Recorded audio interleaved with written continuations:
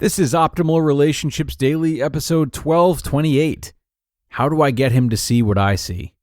By Orna and Matthew of creatingloveonpurpose.com. Hello, everybody. My name is Greg Audino. I am your host and narrator here on ORD, and I'm so happy to be back with you once again, ready to share more content that can help you build your own relationships. And today's featured article comes from the married relationship coaching team of Orna and Matthew Walters. They'll be taking a question from one of their readers about getting their ex to see the same value in the relationship that the reader does. So let's see if Orna and Matthew can help out as we optimize your life. How do I get him to see what I see?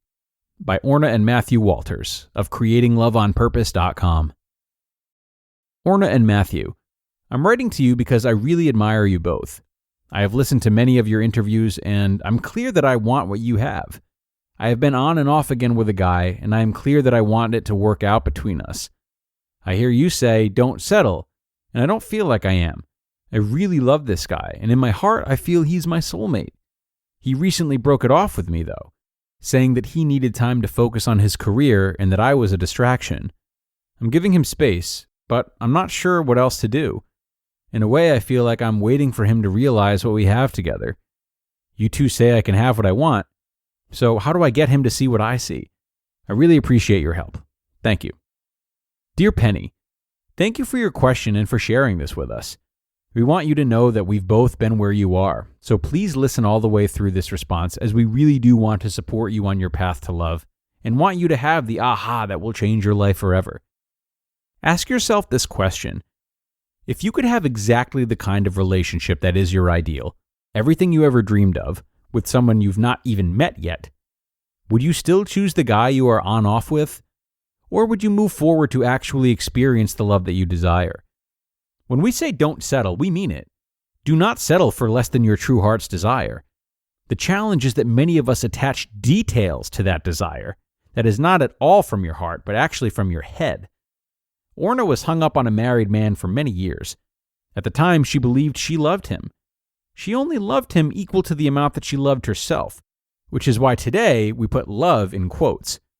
When she raised the level at which she valued herself and loved herself completely, is when Mathew, who had been in her periphery for over a year, called her to connect. Mathew was always chasing the unavailable woman. The summer before he and Orna connected, he dated a woman who was constantly finding something wrong with him. When he finally told her, "There's nothing wrong with me, I am who I am," and walked away from his old story of chasing love, he did some more inner work around his values and relationship, and less than 2 weeks later, at the same networking meeting he had been attending for over a year with Orna, he saw her in a whole new light and reached out to her to connect one-on-one. These are stories you may have heard us write about and talk about. We're repeating them once again so that you can be clear on the lesson. The love that you desire is not attached to anyone outside of you. This guy that you're on-off with may or may not be your beloved. We don't know. What we do know is that until you change something inside of you, the outside will respond exactly as it has for your entire life. When we say don't settle, we mean it, but not in the way most people imagine that we do. Release all the details of who, when, and how. Now, from that place, create a vision of your ideal relationship. How will it function? How will you feel? How will your beloved respond to you? How will the relationship function? Include everything that you could ever want to have in this ideal scenario. No holds barred. Do not be realistic. Indulge your creative imagination. Once you have this vision, lock it into your subconscious by writing it out in detail. Write out an ideal scene by answering this question. What evidence do you need that will let you know that you are with your beloved? The next several times you interact with this on-off guy, ask yourself honestly, does he match my vision? If not, do yourself a favor by releasing him. Find the golden nugget and move on. What happens is that we make excuses, right? We start believing that love must come to us from this one person, or somehow it's not love. Please do not do this. Look at this guy as he is right now today, because really all you have is right now today, and he may always be exactly like this. If how he shows up with you today works for you, fantastic. If not, move on. Continue this process with every guy that you date. And most importantly, be honest with yourself and ask if you treat yourself as you would like your beloved to treat you. You may need to make some adjustments with how you are with yourself. As you begin to love yourself at a higher level, then the men you match with will also rise to a new level. Right now, you are attached to this guy because of how you feel about him. We call this a Your Love Imprint match. The chemistry you feel for him is from the wound you have about love and relationships. This chemistry is the opportunity for you to heal the wound by making a new choice. It's very difficult to make this adjustment by simply talking about it. What is required is not information, but a transformation. Once you transform your love imprint, you will no longer be attracted to the kind of man who would walk away from what you have together because you will have chosen him from completely different criteria. You just listened to the post titled, "How Do I Get Him to See What I See?" by Orna and Matthew Walters of creatingloveonpurpose.com. And thanks to Orna and Matthew for this one. There's definitely a lot here that we could explore. I guess parts of this work for me, others I'm not necessarily sure I agree with.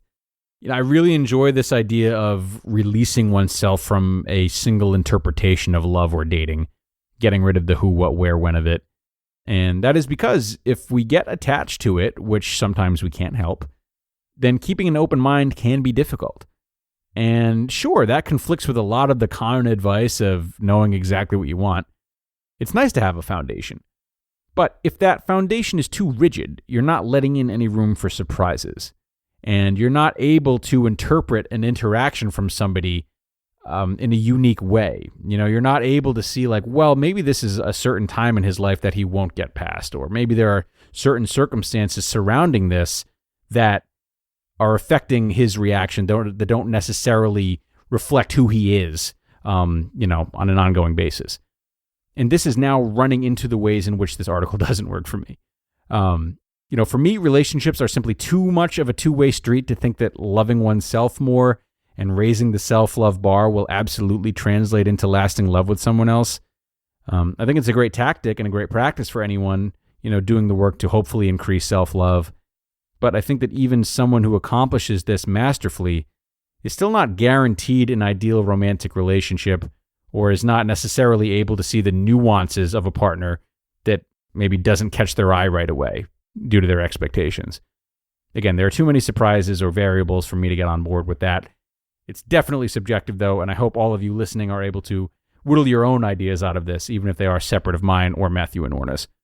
So, good luck with that, folks. Time for me to wrap up here, but I thank you for joining today, and do be sure to come on back tomorrow when we will start the parenting leg of the week. I hope to see you there, where your optimal life awaits.